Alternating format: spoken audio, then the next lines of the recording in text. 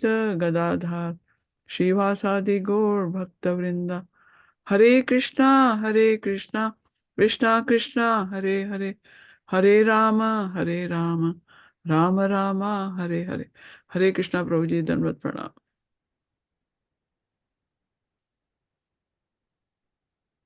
Hare Krishna. Thank you very much.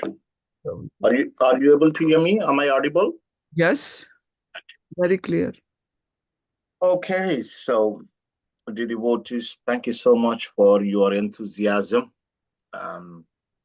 Nice to see all of you here. So beginning with the sixth canto today, beginning sixth canto. There are 68 verses in this chapter. But it's mostly in the story form, so we should be able to read this. Okay, so without delay, let's begin. So if you're in a position to read, so there is a plenty of reading today. There is so much reading, so everyone will get an opportunity. But please, make this a wonderful opportunity to read some verses. Okay, so let me share the screen. For a few windows. Right.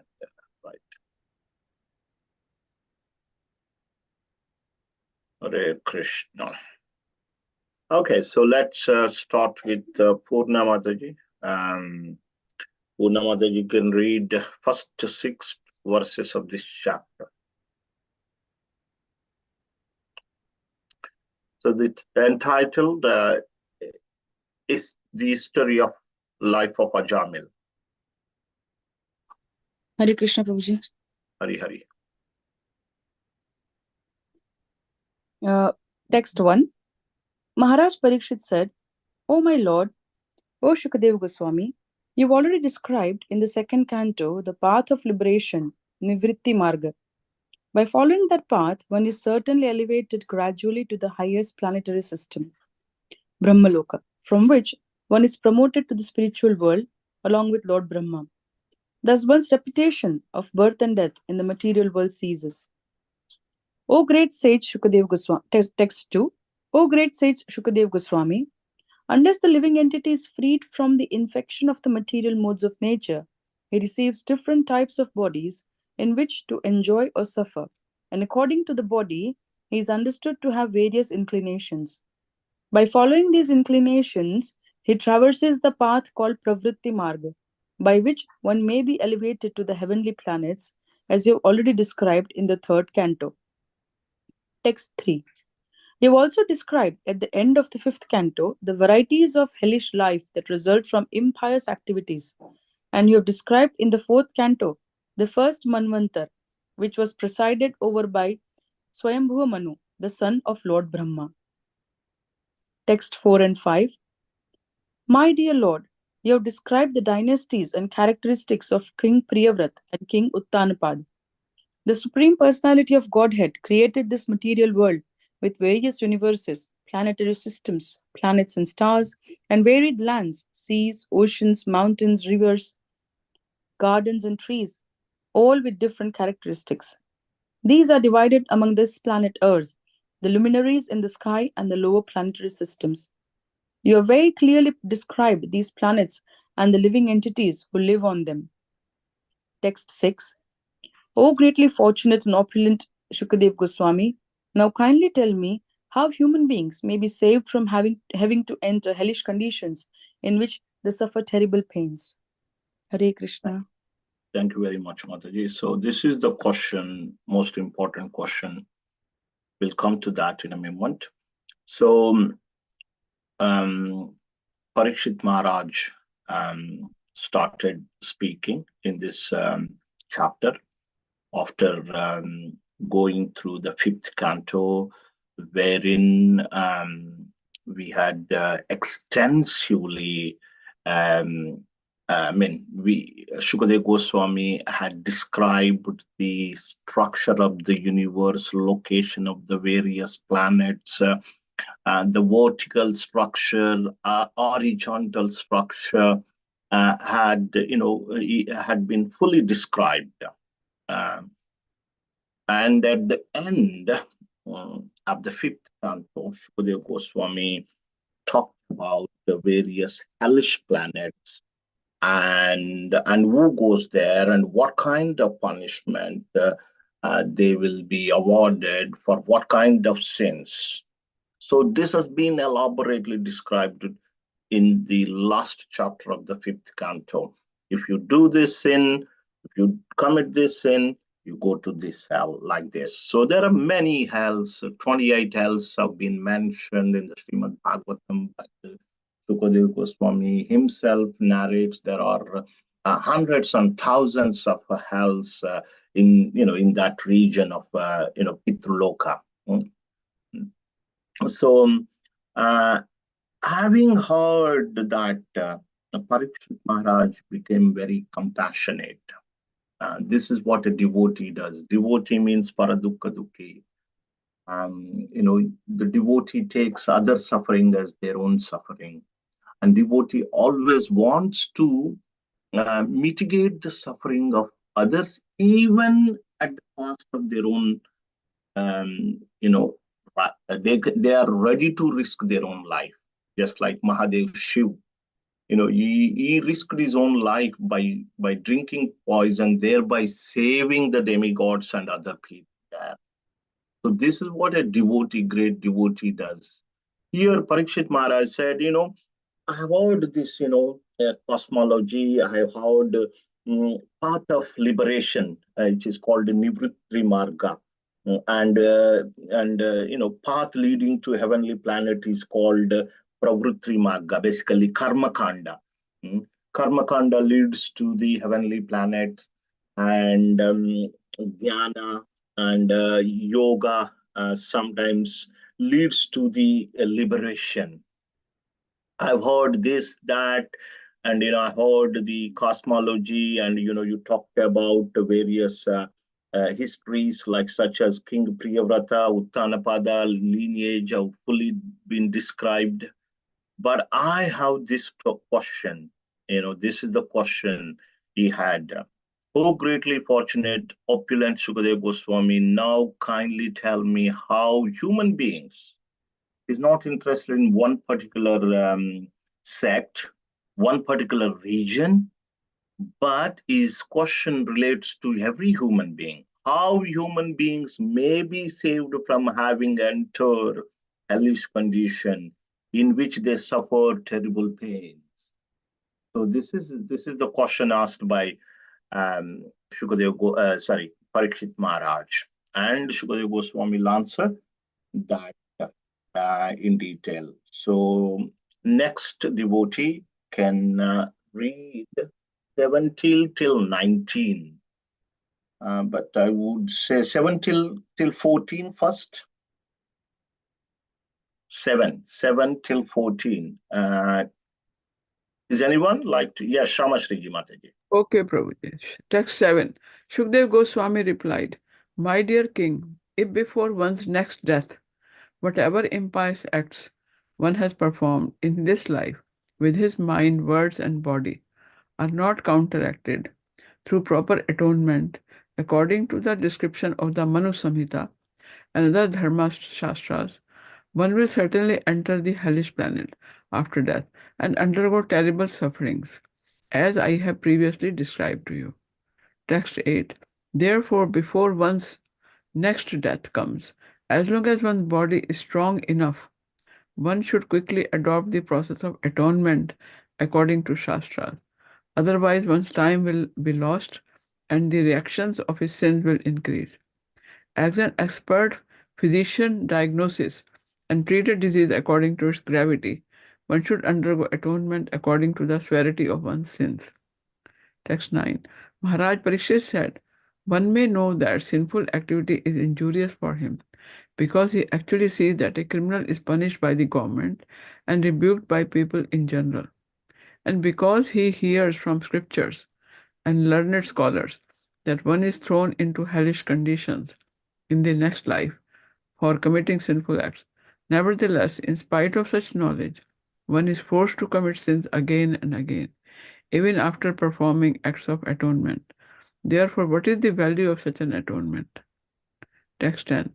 Sometimes one who is very alert so as not to commit sinful acts is victimized by sinful life again. I therefore consider this process of repeated sinning and atoning to be useless.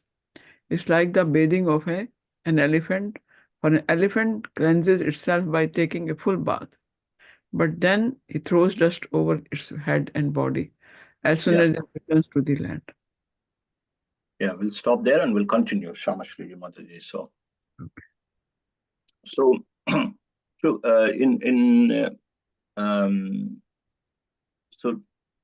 in response to Parikshit Maharaj's question, Shukadeva Goswami Maharaj, Shukadeva Goswami, he didn't give the topmost answer in the beginning. He wanted to test Parikshit Maharaj. Okay. He said that the question is, how can the living entities, human beings, living entities can be saved entering into the hellish planets? This was his question. And, so that they can be escape the terrible pain that they experience in hellish planets. So here Shukadeva Goswami is saying that one should atone for one's sins. Hmm.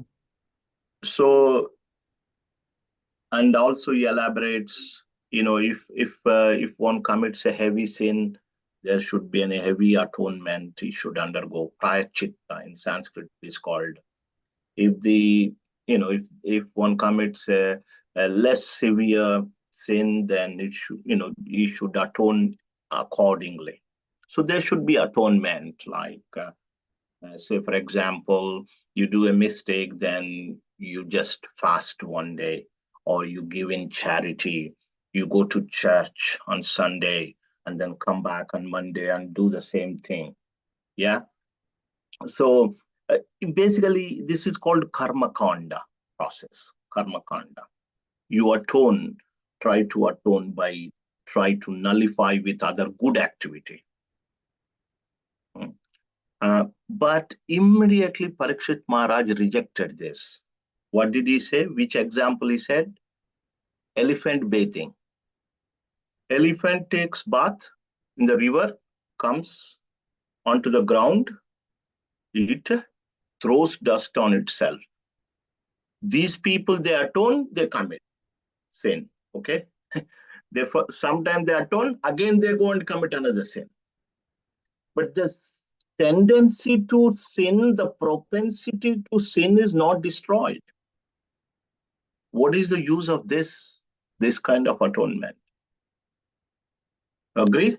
Understand so far? So this is karma kanda.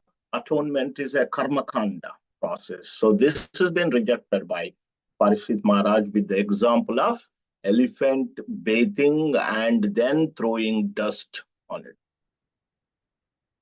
It doesn't, you know, the eradicate the sinning propensity to sin. Yeah. So that's an important. Prabhupada often quoted that elephant bathing example. Hmm? See, people see someone being punished, but yet they still commit. They see their neighbors going to prison or put into prison, experiencing pain for their sinful actions, yet they commit. So this has been rejected. This process of atonement for the sins has been rejected by Parikshit Maharaj. So please carry on, Mata, from text 11. Thank you, Prabhuji. Text 11. Shukdev Goswami, the son of Vedvyas, answered, My dear king, since acts meant to neutralize impious actions are also fruitive, they will not release one from the tendency to act fruitively. Persons who subject themselves to the rules and regulations of atonement are not at all intelligent. Indeed, they are in the mode of darkness. Unless one is freed from the mode of ignorance, trying to counteract one action through another is useless, because this will not uproot one's desires. Thus, even though one may superficially seem pious, he will undoubtedly be prone to act impiously. Therefore, real atonement is enlightenment in perfect knowledge, Vedanta, by which one understands the supreme absolute truth. Text 12. My dear king, if a diseased person eats the pure, uncontaminated food prescribed by a physician, he is gradually cured, and the infection or disease can no longer touch him. Similarly, if one follows the regulative principles of knowledge, he gradually progresses toward liberation from material contamination. Text 13:14. To concentrate the mind, one must observe a life of celibacy and not fall down. One must undergo the austerity of voluntary giving up sense enjoyment. One must then control the mind and senses, give charity, be truthful, clean, and non-violent. Follow the regulative principles and regularly chant the holy name of the Lord. Thus, a sober and a faithful person who knows the religious principles is temporarily purified of all the sins performed with his body, word, and mind. These sins are like the dried leaves of creepers beneath a bamboo tree, which may be burned by fire, although their roots remain to grow again at the first opportunity. Thank you very much. We'll stop there. So, noticing that Parikshit Maharaj, did not satisfy with that process of atonement, then Shukadeva Goswami then talked about the process of jnana. Yeah. So studying Vedas and knowing what is there in the scriptures through the jnana process.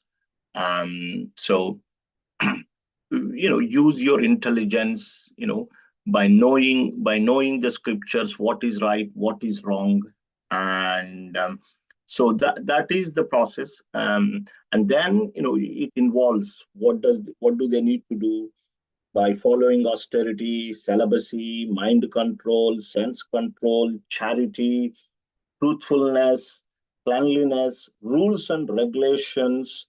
Uh, um, they have to follow all this.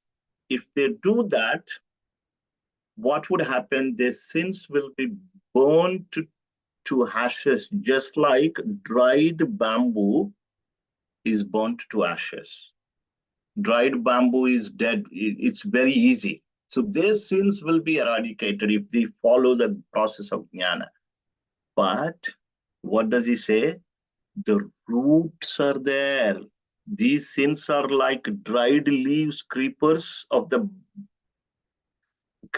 beneath the bamboo tree, which may be burnt by the fire, although the roots remain to grow again at the first opportunity.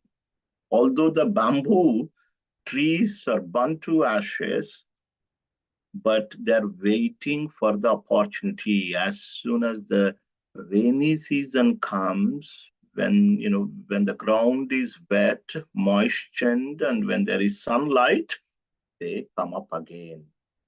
Okay, so this is the another way. Like this is the example with which the jnana process also rejected. The sins appear to be burnt, but when there is an opportunity, they will come again because the roots are there. The propensity to sin is there, that root is not been eradicated.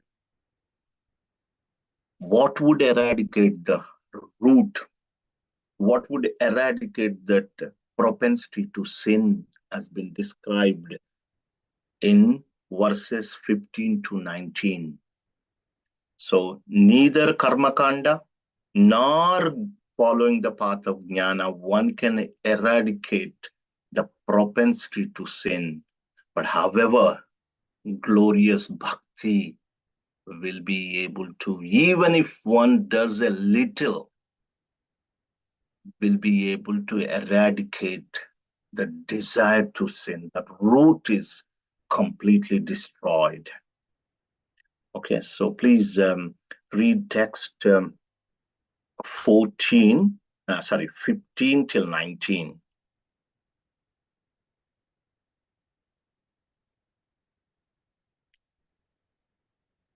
Can't hear you, Shamashri Mataji. Sorry, Prabhuji, I was on mute. 15. Only a rare person who has adopted complete unalloyed devotional service to Krishna can uproot the weeds of sinful actions, with no possibility that they will revive. He can do this simply by discharging devotional service, just as the sun can immediately dissipate fog by its rays. Text 16. My dear king, if a sinful person engages in the service of a bona fide devotee of the Lord and thus learn how to dedicate his life onto the lotus feet of Krishna, he can be completely purified. One can't be purified merely by undergoing austerity, penance, brahmacharya, and the other method of atonement I have previously described. Text 17. The path followed by pure devotees who are well behaved and fully endowed with the best qualifications is certainly the most auspicious path in this material world. It's free from fear and it is authorized by the Shastras. Text 18. My dear king, as a pot containing liquor cannot be purified even if it is washed in the waters of many rivers, non-devotees can't be purified by process of atonement even if they perform them very well. Text 19. Although not having fully realized Krishna, persons who have even once surrendered completely onto his lotus feet and who have become attracted to his name, form, qualities, and pastimes are completely freed of all sinful reactions, for they have thus accepted the true method of atonement. Even in dreams, such surrendered souls do not see Yamraj or his order carriers, who are equipped with ropes to bind the sinful. Thank you, Madhavi. So, text 15 and 19 can be memorized. These are the two important verses, 15 and 19. So, here, 15, केचित् केवलया भक्त्या Vasudev परायणाः अघं धुन्वन्ति कार्त्स्येन निहारमिव भास्करः.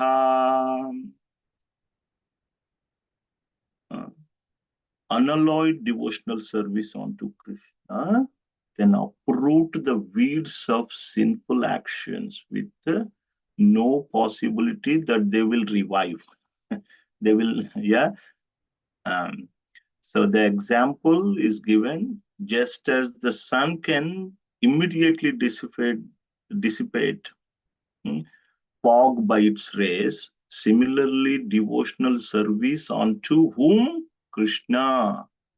Kechit kevalaya bhaktya vasudeva parayanaha agham dunvanti. So sinful weeds will be destroyed. So this is pure bhakti can destroy. Then he says, by serving, one should serve simply. If a sinful person engages in the service of bona fide devotee of the Lord, just simply serve the devotee of the Lord.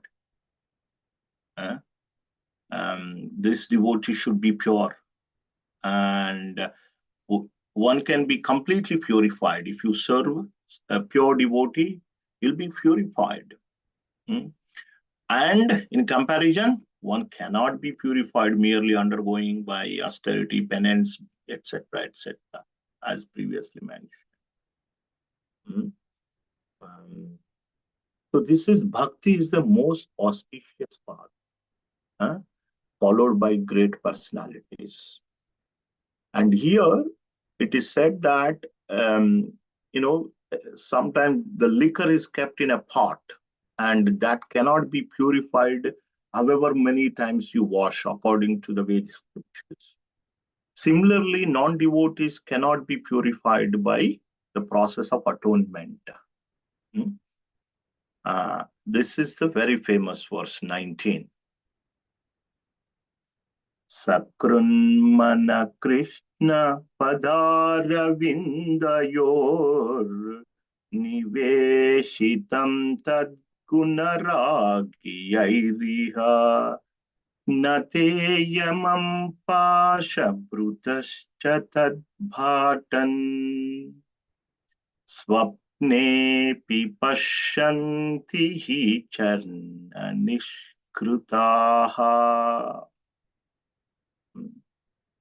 Although not having fully realized Krishna, persons who have even once surrendered completely onto the lotus feet of Sri Krishna's name, form, qualities, pastime, are completely freed from all sinful reactions.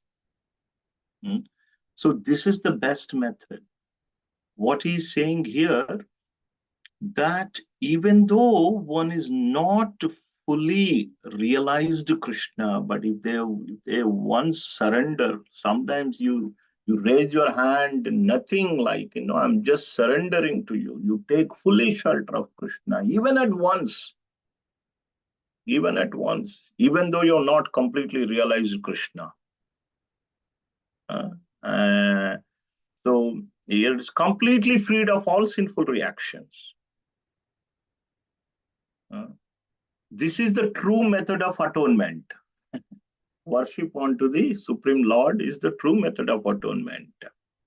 And such people, they don't even see Yamaraj even in the dreams. The carriers of Yamaraj, servant, Yamadutas, they don't even see. So, Shukadeva Goswami glorified bhakti and how bhakti can destroy the propensity to sin. Then he wanted to give an example for this particular verse 19. That how they've done even a little bhakti can be completely purified. So to give an example to the verse 19, he narrates the story of famous Ajamil's. How little bhakti will be able to destroy all the sins from at the root.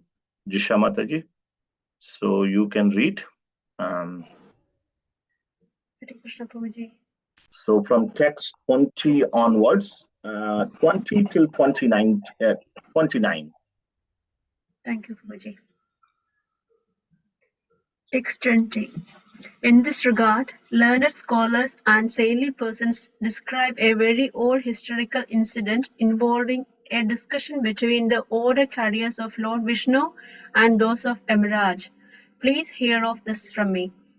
In the city known as Kanyakubja, there was a Brahmana named Ajamala who married a prostitute maidservant and lost all his Brahminical qualities because of the association of that low-class woman.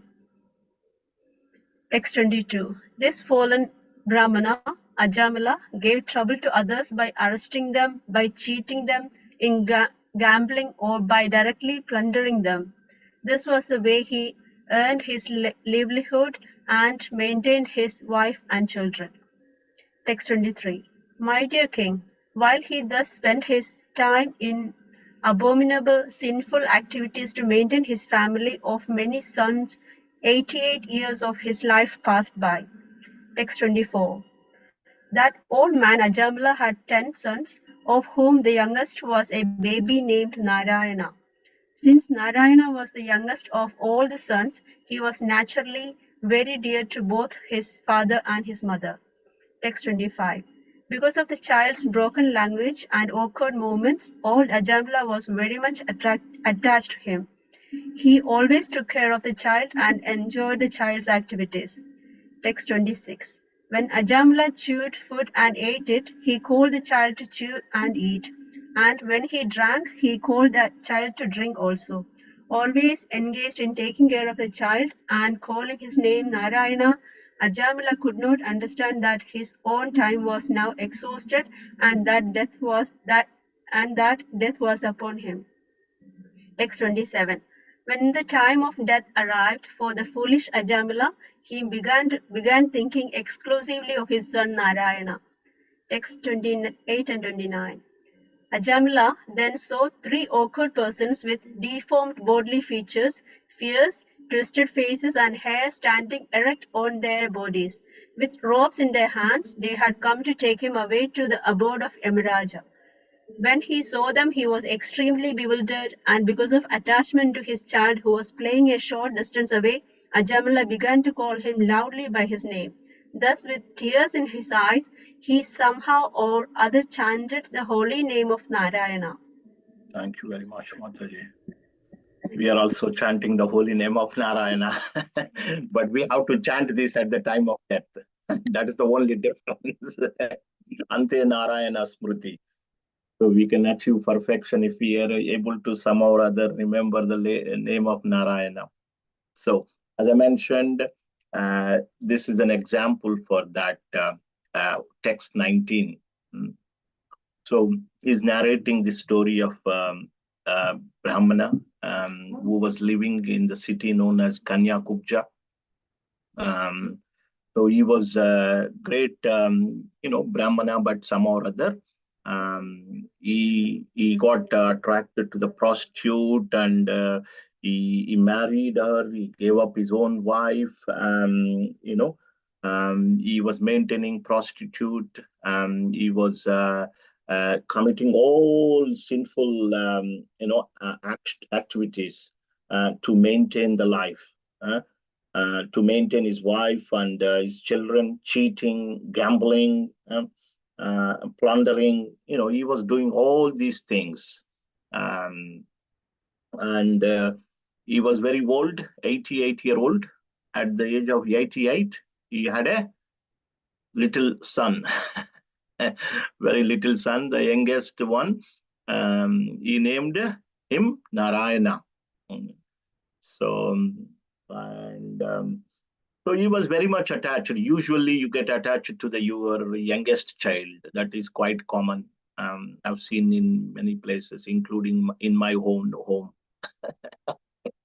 you you get attached very much to the youngest. Always, whenever he used to eat, call for Narayana. Let's go here, Narayana. Let's eat this. Let's drink this, Narayana. Let's, do this, Narayana.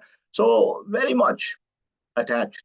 But, being so much attached, he forgot that his own time has come to end. Everyone has to leave. Jatasya hi dhruvo mrityur dhruvam janma mritasya cha.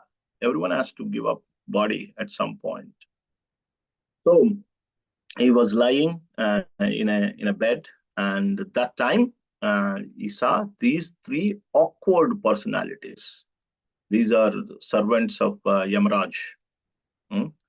And they came there, and they have special rope with which they will extract the soul from the body, subtle, soul covered with the subtle body, and take it to the court of Yamaraj. So when he saw them, he was very fearful. And in that fear, he just called for his son. He did not mean to chant the holy name of Narayana. He was just calling for his son. So that's what happened. Let's see. Yeah. So Prabhupada writes in the purport in text 28 and 29. We'll read that little purport, small one.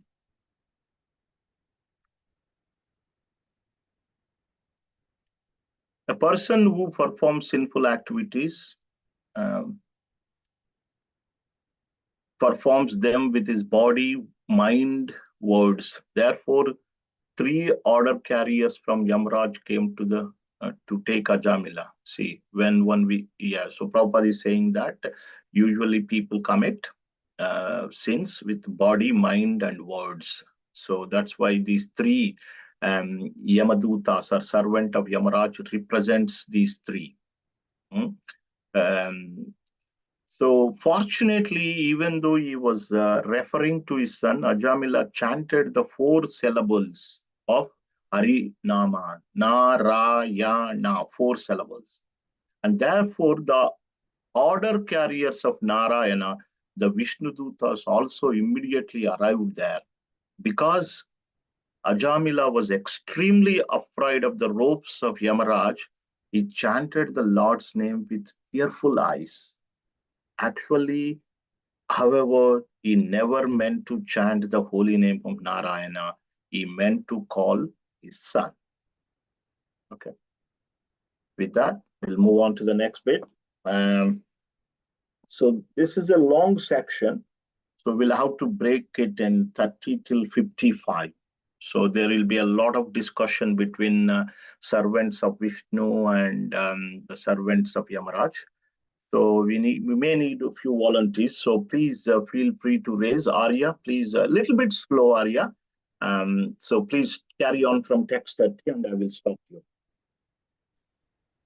My dear king, the order carriers of Vishnu, the Vishnudutas, immediately arrived, and when they heard the holy name of their master from the mouth of the dying Ajamila, who had certainly chanted without offence, because he had chanted in complete anxiety, the order carriers of Yamaraj were snatching the soul from the core of the heart of Ajamila, the husband of the prostitute.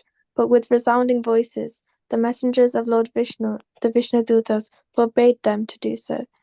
When the order carriers of Yamaraj, the son of the sun god, were thus forbidden, they replied, "Who are you, sirs, that have the audacity to challenge the jurisdiction of Yamaraj? Dear sirs, whose servants are you? Where have you come from? And why are you forbidding us to touch the body of Ajamila? Are you demigods from the heavenly planets? Are you sub-demigods? Or are you the best of devotees?" The order carriers of Yamaraj said, "Your eyes are just like the petals of lotus flowers, dressed in yellow silken garments, decorated with garlands of lotuses, and wearing very attractive helmets on your heads and earrings on your ears. You all appear fresh and youthful. Your 4 long arms are decorated with bows and quivers of arrows, and with swords, clubs, conch shells, discs, and lotus flowers. Your effulgence has dissipated the darkness of this place with extraordinary illumination. Now, sirs, why are you obstructing us?" Yeah. So we'll stop there for 1 second and we'll move forward. So you can see this picture.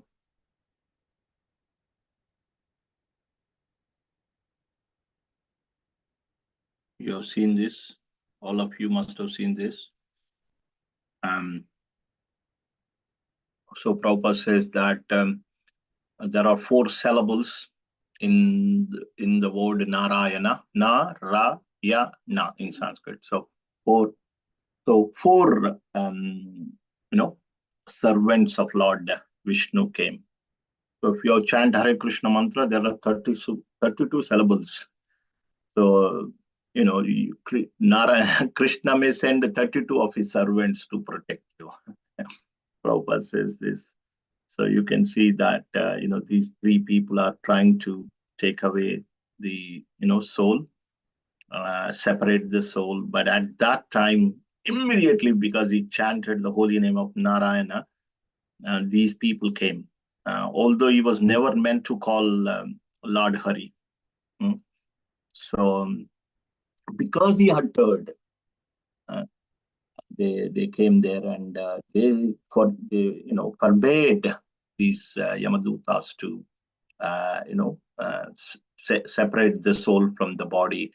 And Yamadutas, started questioning, "Who are you? Why are you doing this? You look brilliant. You wore wonderful dresses. You wear, yellow clothes. You got all these, they look like Lord Vishnu." I said, this is Sarupya Mukti, the same bodily features of the Lord. Why are you doing this? We are serving Lord Yama. So we are other couriers of Lord Yama. Why are you doing this? And this was the question they asked. Okay, Arya, so we can continue from 37 onwards. Let me share the screen again. Yeah.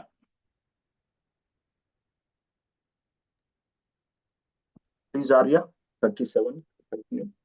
Shukadeva Goswami continued, "Being thus addressed by the messengers of Yamaraj, the servants of Vasudev smiled and spoke the following words in voices as deep as the sound of rumbling clouds. The blessed messengers of Lord Vishnu, the Vishnudutas, said, "If you are actually servants of Yamaraj, you must explain to us the meaning of religious principles and the symptoms of irreligion. What is the process of punishing others? Who are the actual candidates for punishment?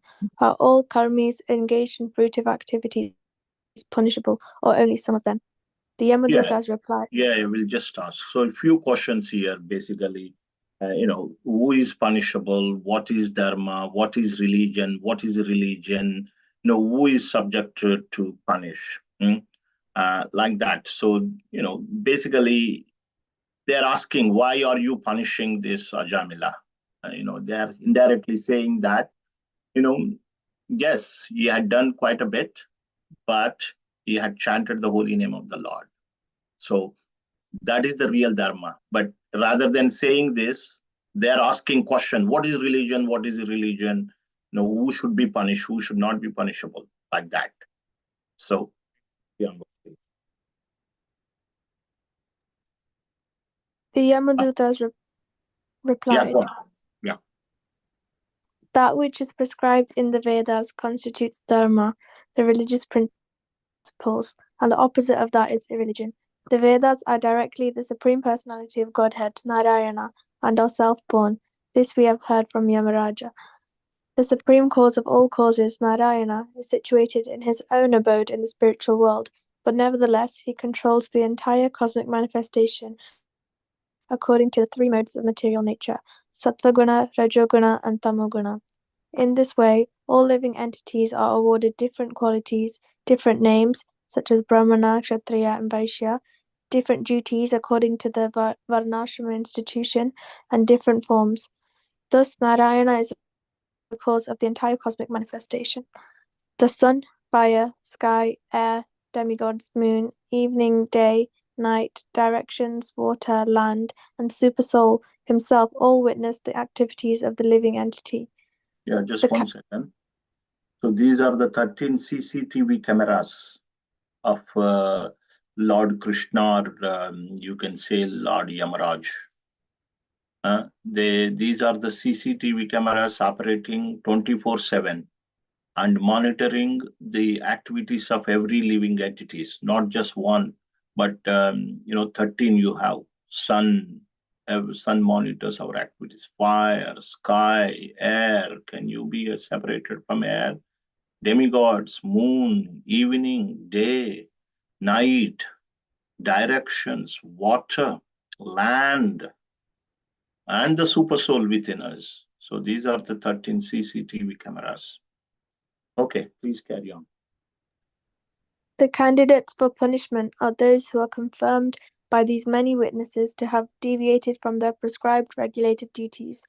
Everyone engaged in fruitive activities is suitable to be subjected to punishment according to his sinful acts.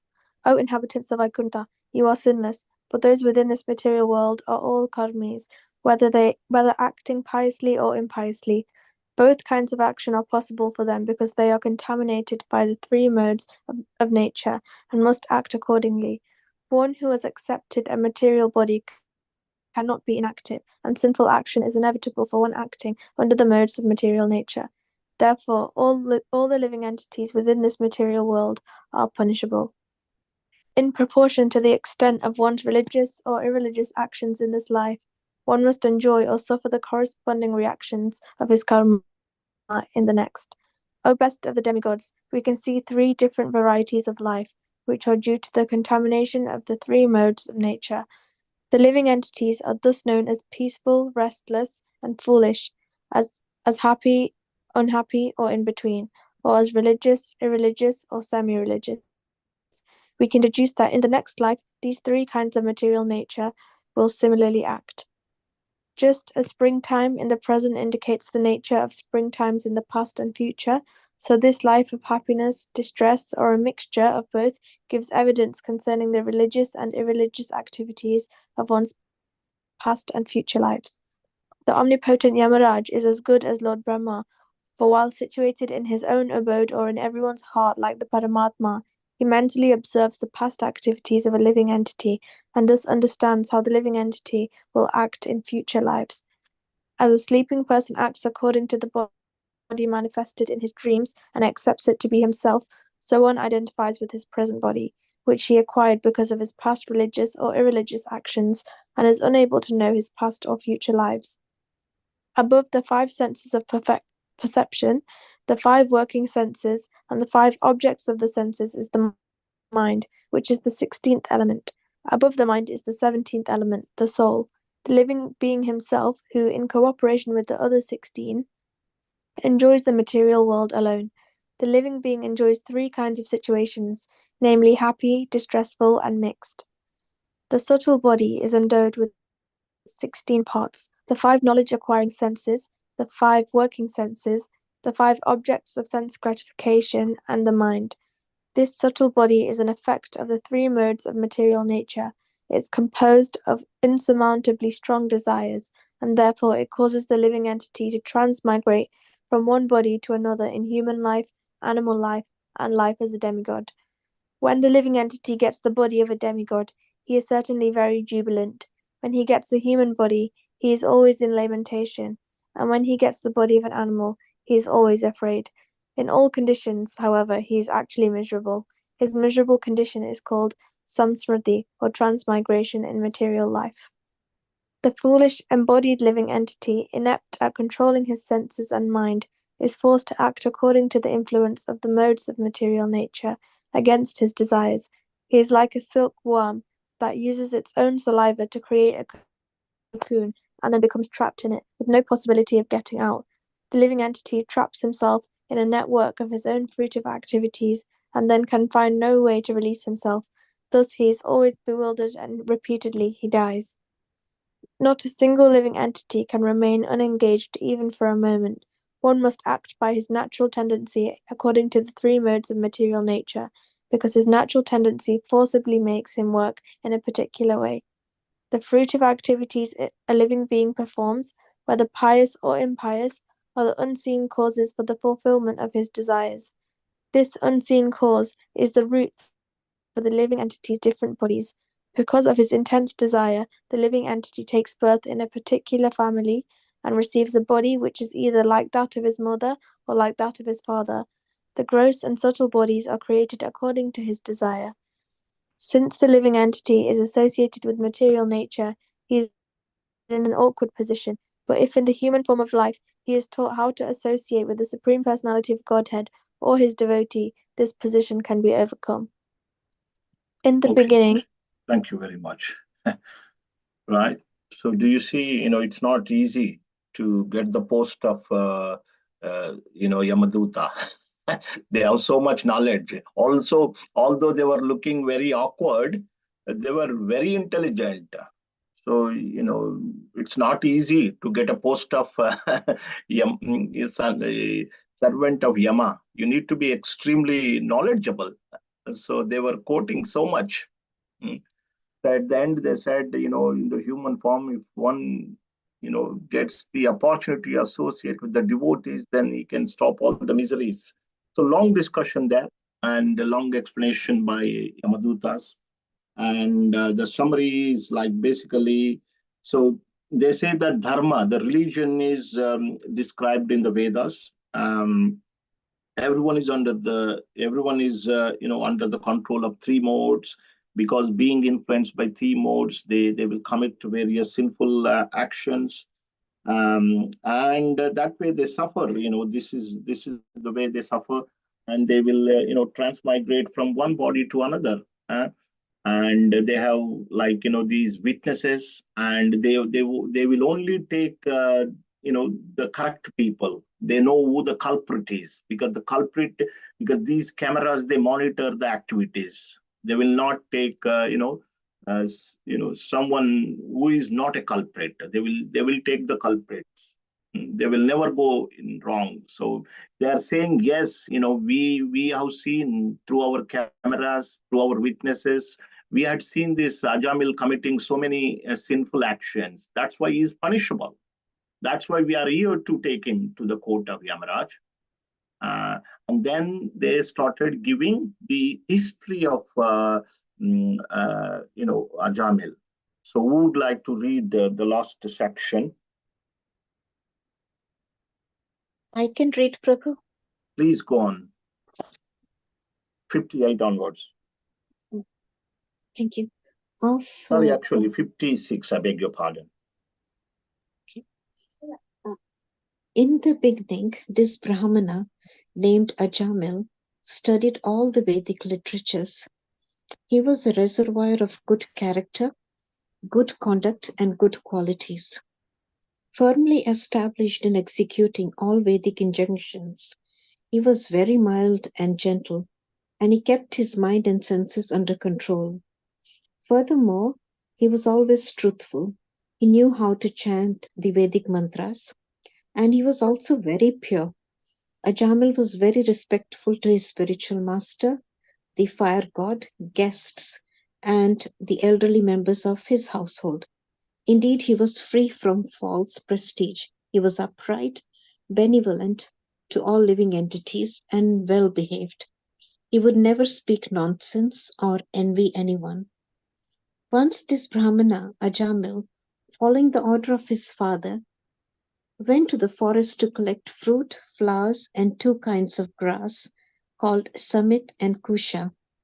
On the way home, he came upon a Shudra, a very lusty fourth class man who was shamelessly embracing and kissing a prostitute. The Shudra was smiling, singing, and enjoying as if this were proper behavior. Both the Shudra and the prostitute were drunk. The prostitute's eyes were rolling in intoxication, and her dress had become loose. She was the condition in which Such was the condition in which Ajamil saw them. The Shudra, his arms decorated with turmeric powder, was embracing the prostitute. When Ajamil saw her, the dormant lusty desires in his heart awakened, and in illusion he fell under their control. As far as possible, he patiently tried to remember the instructions of the Shastras, not even to see a woman.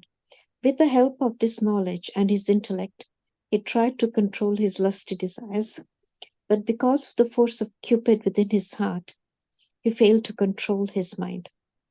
In the same way that the sun and the moon are eclipsed by a low planet, the Brahmana lost all his good sense.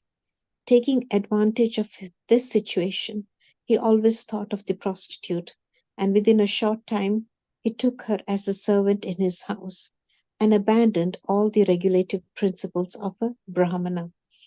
Thus Ajamil began spending whatever money he had inherited from his father to satisfy the prostitute with various material presentations, so that she would remain pleased with him.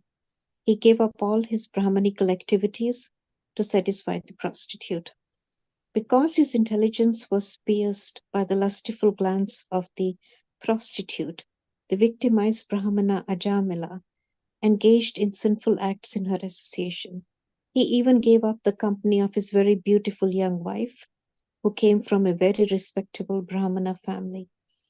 Although born of a Brahmana family, this rascal, bereft of intelligence, because of the prostitute's association, earned money somehow or other, regardless of whether properly or improperly, and used it to maintain the prostitute's sons and daughters. The Brahmana irresponsibly spent his long lifetime transgressing all the rules and regulations of the Holy Scripture, living extravagantly and eating food prepared by a prostitute. Therefore, he is full of sins. He is unclean and is addicted to forbidden activities. The man Ajamila did not undergo atonement.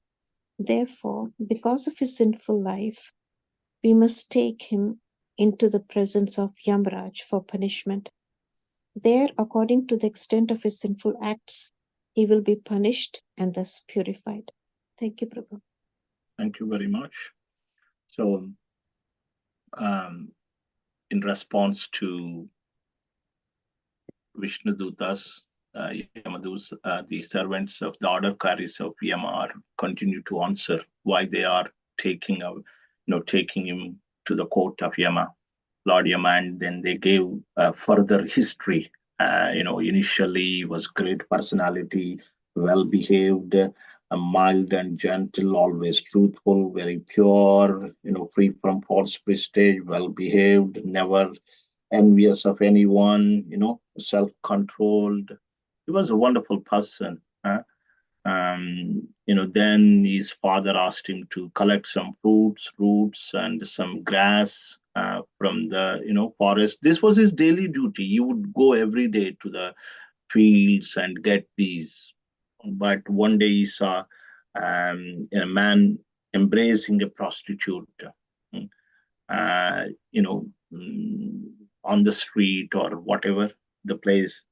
And so the situation was described. They were both drunk and smiling, singing, enjoying. These scenes you would see, I think, on the street these days everywhere.